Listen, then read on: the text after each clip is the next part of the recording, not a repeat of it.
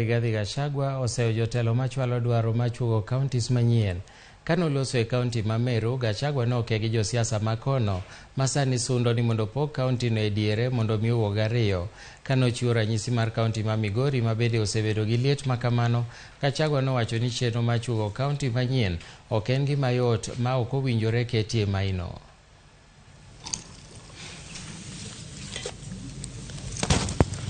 Asanteni. Niko mikononi mwenu. Karibu. I'm in safe hands. Yes. Are you sure? Yes. This is very intimidating. Haya, tuendelee namna gani? Okay. Niketi? Yes, please. Okay, thank you.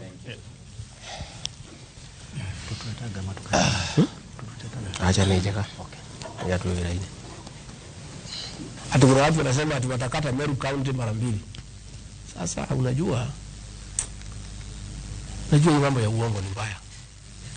Na unajua wanasiasa wanapenda sana kufurahisha raia, ndio wapigiwe makofi. Katiba ya Kenya inasema tuko na kaunti 47. Katiba hiyo inasema ukitaka kubadilisha mambo ya counties na devolution lazima uende referendum. Mtu yeyote ambaye ako na haja kukata Meru ikuwe kaunti mbili aende achukue signature 1,000,000.